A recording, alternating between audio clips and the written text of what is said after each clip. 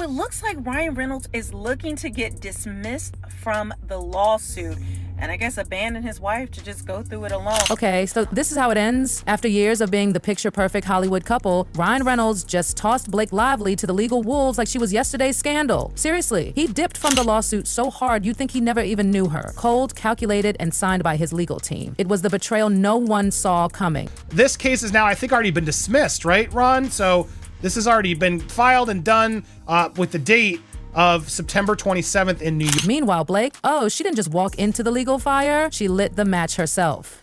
She played with fake lawsuits, leaked texts, and messy PR tricks like it was her latest rom-com role. Except this time, it wasn't cute, it was lethal. And now, the whole thing is crashing down like a house of lies built on vanity and delusion. Is really going to expose Blake Lively and Ryan Reynolds for the conniving people that they... All this just to destroy Justin Baldoni. And now, karma has RSVP'd. That's what one headline says. Ryan Reynolds' rep calls him the man Justin Baldoni built his brand pretending to be in fiery news. Because on March 18, 2025, Ryan Reynolds made the move that shook Hollywood. He filed a motion to dismiss himself from Blake's dumpster fire of a lawsuit. Translation, I'm out, let her handle this circus. And to make things even juicier, he did it with a smirk, metaphorically waving from the getaway car. Good luck with that, babe. The games y'all are playing now.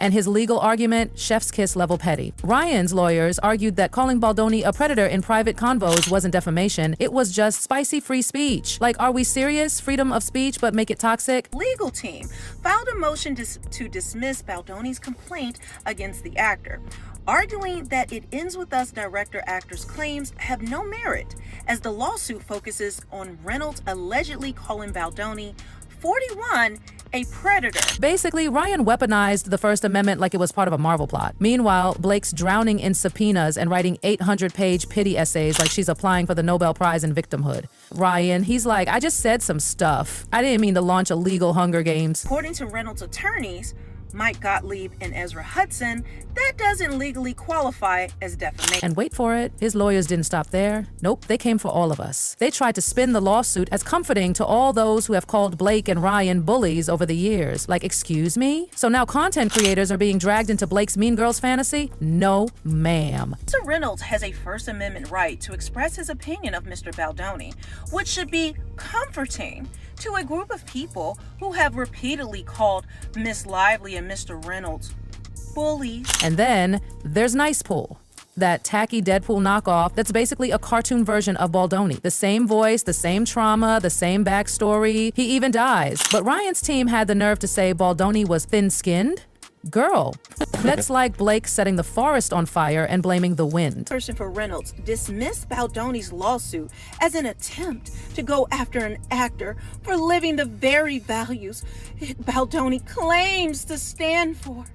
The claims filed against Mr. Reynolds are simply a list of grievances. Let's be real. Ryan saw Blake's ship sinking and leapt off like he had a Marvel movie to film. And honestly, can you blame him? Now, let's talk about Vans and Ink. Because this next part, pure shadies. Any lawyer will tell you, you do not file a complaint if you don't know the name of the person that you are suing, unless you're trying to protect that person's identity for some reason, which if you're pissed off enough to sue them, you probably don't care about their identity. So, on September 27th, a mystery company called Vans and Ink pops up out of nowhere, and guess whose names are on it?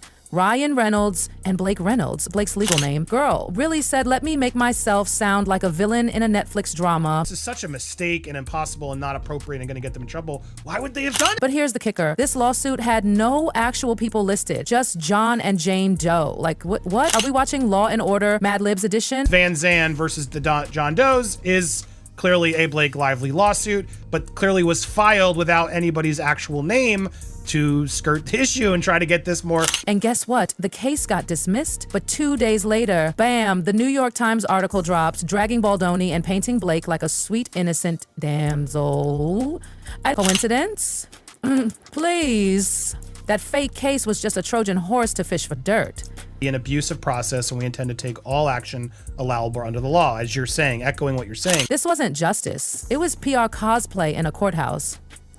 They tossed in bogus lawsuits just long enough to launch subpoenas and dig through private messages. And get this, not once did the case mention red flag alert. This wasn't about truth. This was about snooping on texts that were never theirs to touch. Use misinformation and disinformation, which I've kind of started to realize that people love to use that when they just don't have a proper argument that they can articulate. Which brings us to the fever dream now dubbed Subpoena Gate. Buckle up. Allegedly, Blake's little behind-the-scenes fixer, Stephanie Jones, used military-grade Cellbrite software to hack Jennifer Al's phone. Like, what? That's tech the FBI uses, not for checking brunch texts from your mom. The entire thing that started this lawsuit and the explosive text messages that were included in the original New York Times article were text messages that were stolen off the phone of Jennifer Abel by her employer named Stephanie. So what does Stephanie allegedly do? She grabs private convos between Jennifer L. and Melissa Nathan, two women she had drama with, and sends the messages straight to Blake's PR squad. And oh, it gets worse. This all happened before any legal case was even filed. Zero authority, zero justification, just raw ego. They, being Blake Lively and Ryan Reynolds, alleged that they issued the subpoena to Stephanie Jones. And just when you think it couldn't get more ridiculous, they tried to backdate a subpoena, allegedly. Like, they stole the texts first and then said, oops, better make it look legal. That's not how laws work. That's robbing a bank and showing up the next day with a fake withdrawal slip. Girl, this ain't Monopoly. You don't pass go after committing a felony. If any of this turns out to be true, we're not just talking lawsuits. We're talking felony territory. Blake could go from red carpet goddess to prison jumpsuit real quick. And Ryan, he's already halfway gone. He's in the wind, waving goodbye, probably pretending he doesn't even own a wedding ring anymore. Pet project that she started because of her racism, and I think that's going to her plantation wedding. We know about how she donated this money. Let's take a step back and look at the flaming circus from above. Ryan, running for the hills. Blake, out here faking lawsuits, stealing private texts, and using FBI-level hacking software like she's auditioning for Mission Impossible. Except this isn't a movie. It's millions of dollars, careers, and reputations on the line. Enter Eric Binder. This guy, he's not your average Hollywood accountant. He's the dude you call when your entire image is on fire and you need it cleaned up fast. Shadowy LLCs? Secret filings? Welcome to Binder's world. Is Eric Binder the agent that represents Van Zandt Inc.,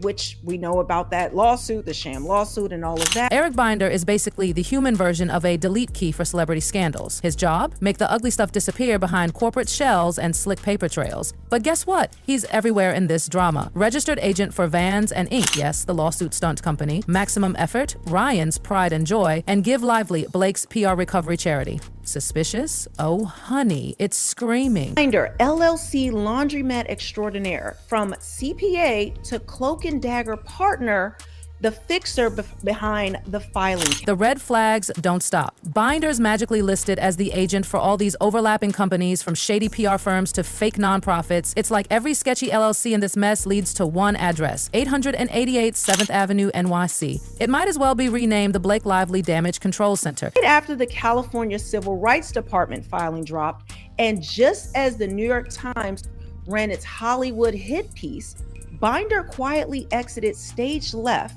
and poof, resurfaced as a partner at ML Management Partners. And don't even get us started on the timeline lies. Binder supposedly joined ML Management in 2025, but another company says he started in 2020. Meanwhile, his old firm swears he left in February 2025. So, did he teleport? Did he clone himself? Or is someone desperately cleaning up a mess before it explodes? Even Google's like, we don't know him. Search Ryan Reynolds plus ML Management, crickets. No team photos, no digital footprint, no job titles. It's like they scrubbed the internet cleaner than Blake's Instagram comments. That's not privacy, that's strategy. And then comes the crossover twist no one asked for. Allison Binder, yep, same last name. Registered agent for Colleen Hoover's production company, Heartbones Entertainment. The timing? January 2023. The connection? All signs point to yes. Hoover's company conveniently ties back to the same Hollywood spiderweb Blake and Ryan are tangled in. Let's be clear, there's no public proof that Eric and Allison Binder are related, but come on. This isn't an episode of Maury. The puzzle pieces are basically screaming it's a match. And don't forget, Hoover was allegedly tied into this before the lawsuit even existed. While the world thought she was just out here writing romance novels, she may have been low-key building a legal plot twist more complex than anything she ever published. Now, back to the lawsuit chaos. Ryan's defense? That calling Baldoni a predator was totally fine because Baldoni once admitted to struggling with porn addiction in a podcast.